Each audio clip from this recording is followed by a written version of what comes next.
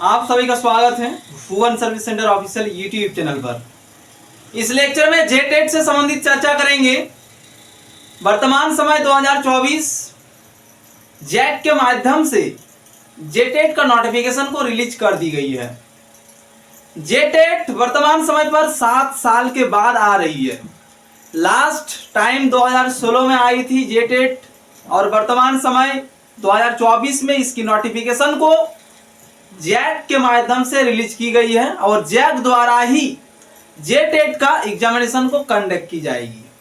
इसलिए जितने भी एस्पिरेंट जेटेट में अपीयर होंगे सभी एस्पिरेंट जेटेट के इंपॉर्टेंट पॉइंट को समझ लें, इसके बाद इसमें अपीयर हो ताकि आप सभी निश्चित रूप से जेटेट को क्वालिफाई कर सकें।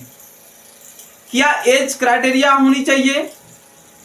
जेटेट में अपीयर होने के लिए किस तिथि तक आप सभी आवेदन कर पाएंगे, क्वालिफिकेशन की क्या आवश्यकता है और किस कैटेगरी के लिए क्या प्रावधान है।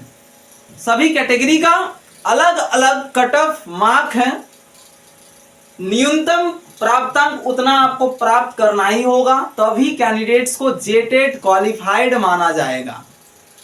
क्या कुछ आप सभी के लिए रूल्स रेगुलेशन है, सभी मुद्दों पर हम एक एक करके चर्चा करेंगे। सभी एस्पिरेंट लास्ट तक लेक्चर को देखेंगे, तभी सभी पॉइंट को सभी एस्पिरेंट समझ पाएंगे कि जेटेट में क्या क्या इंपॉर्टेंट पॉइंट हैं, उन सभी को समझें और अपीयर हो। निश्चित रूप से सभी एस्पिरेंट इसको क्वालिफाइड कर पाएंगे।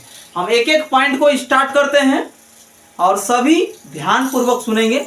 यदि कोई न्यू एस्पिरेंट विजिट किया है इस चैनल पर तो ऐसे एस्पिरेंट चैनल को सब्सक्राइब करके बेल आइकन को प्रेस करके रखेंगे ताकि आगे आने वाली वीडियो की नोटिफिकेशन आप सभी तक पहुंच सके। लेक्चर को हम स्टार्ट करते हैं। इंपॉर्टेंट डेट क्या है, किस तिथि से लेकर किस तिथि तक आवेदन करेंगे जेटेट में भाग लेने के लिए एस्पिरेंट, और इसके लिए क्वालिफिकेशन क्या है। क्वालिफिकेशन से रिलेटेड हम 2 नंबर पॉइंट पर चर्चा करेंगे। फर्स्ट नंबर पर सभी एस्पिरेंट समझ लें, जो भी अपीयर होंगे जेटेट के लिए 23/7/2024 से लेकर 22/8/2024 तक सभी एस्पिरेंट अपना आवेदन प्रक्रिया को संपन्न कर लेंगे। 22 जुलाई से आप सभी की आवेदन प्रक्रिया स्टार्ट हो रही है और नोटिफिकेशन को जैक के माध्यम से रिलीज कर दी गई है।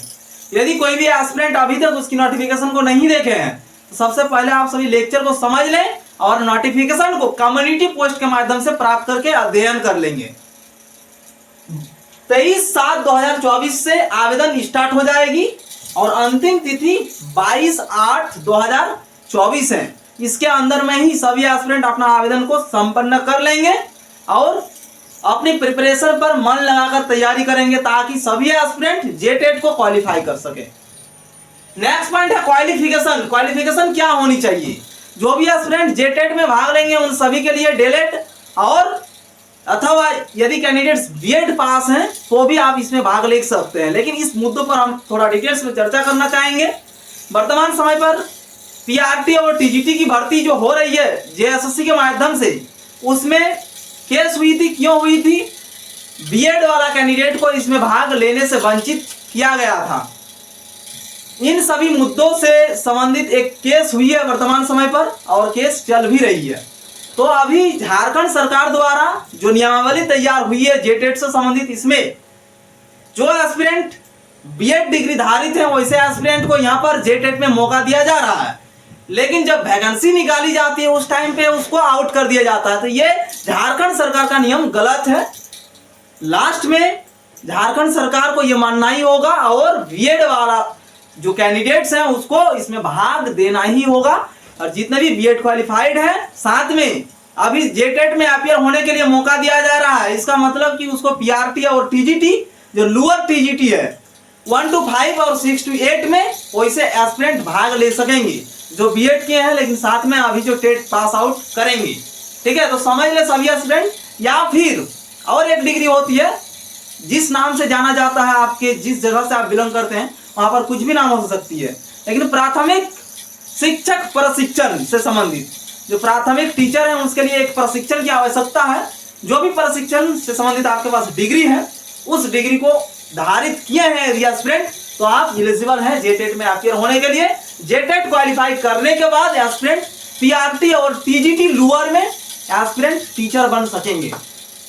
6 to 8 जो उसको टीजीटी भी कहा जाता है, 6 to 10 तक की क्लास को जो टीचर पढ़ाएंगे उसको टीजीटी पोस्ट में ही गिना जाता है।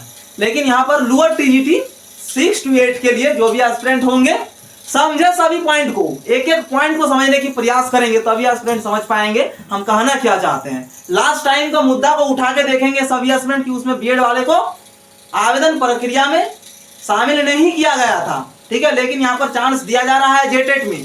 तो इस नियम के तहत नेक्स्ट जो भी वैकेंसी आएगी झारखंड सरकार की ओर से प्राइमरी लेवल पर 1 to 5 और 6 to 8 के लिए, तो उसमें बीएड वाला कैंडिडेट एलिजिबल होंगे सर्विस लेने के लिए। तो डीएलएड और बीएड यदि क्वालिफाइड हैं एस्पिरेंट तो जेटेट में भाग ले सकते हैं। और डेट को याद रखेंगे सभी एस्पिरेंट, इसी डेट के अंतर्गत आप सभी अपना आवेदन प्रक्रिया को संपन्न कर लेंगे। नेक्स्ट है फीस कितना लगेंगे। ओबीसी, सबसे पहले हम ओबीसी पर चर्चा करेंगे। ओबीसी का दो प्रकार का कैटेगरी है, ओबीसी 1 और ओबीसी 2। तो जिस कैटेगरी से जो भी कैंडिडेट्स बिलोंग करते हैं उनके लिए सेम प्रोसेस है, ठीक है। नेक्स्ट है यूआर अनरिजर्व कैटेगरी और ईडब्ल्यूएस, तीन प्रकार के। यूआर का मतलब जनरल वाला कैटेगरी है, ठीक है, और ईडब्ल्यूएस इकोनॉमिकली वीकर सेक्शन, जो भी आर्थिक रूप से कमजोर वर्ग है उनके लिए। और ओबीसी में दो प्रकार के सेक्शन मेंशन है, ओबीसी 1 ओबीसी 2। इन तीनों कैटेगरी से जो भी एस्पिरेंट बिलोंग करते हैं उनके लिए 1300 रुपया फी रखा गया है। यदि पेपर 1 के लिए कैंडिडेट अपियर होंगे जेटेट में तो 1300 रुपया पे करना होगा एस्पिरेंट को। यदि दोनों पेपर में कैंडिडेट अपियर होंगे तो उनके लिए 1500 रुपया पे करना आवश्यक है, तभी आवेदन प्रक्रिया को संपन्न कर पाएंगे।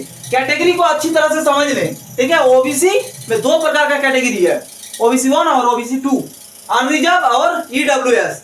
तीनों कैटेगरी के लिए सेम प्रोसेस है, 1300 रुपया लगेंगे एक पेपर के लिए। यदि सेकंड पेपर के लिए भी अपियर होंगे तो उसके लिए भी 1300 रुपया। किसी एक पेपर पर अपियर होने के लिए, पेपर 1 हो अथवा पेपर 2, जिसमें अपियर होंगे 1300 रुपया पे करना होगा। यदि दोनों में अपियर होंगे तो 1500 रुपया पे करने की आवश्यकता है। नेक्स्ट है एससी और एसटी और दिव्यांग कैटेगरी।